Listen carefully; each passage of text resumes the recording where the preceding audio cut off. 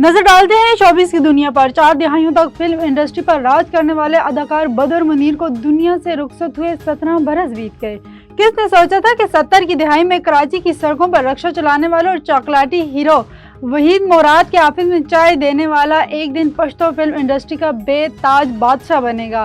खूबसूरत चेहरे और गरजदार आवाज के मालिक बदर मुनीर की किस्मत इस वक्त खुली जब वहीद मुराद ने पश्तो और रनवाई दास्तान यूसुफ खान शेरबानो पर फिल्म बनाने का फैसला किया और इसमें बदर मुनीर को मौका दिया।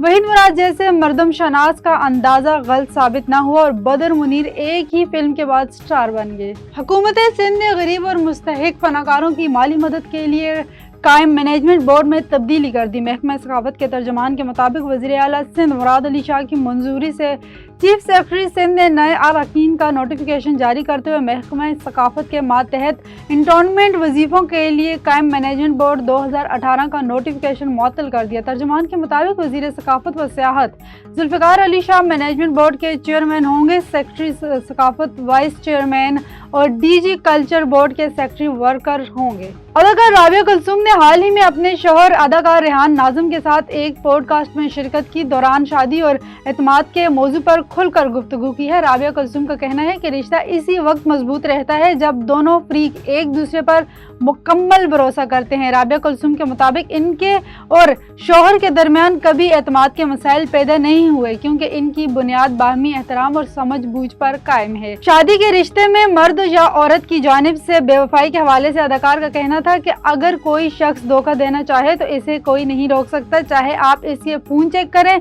या इस पर मुसलसल नजर रखें।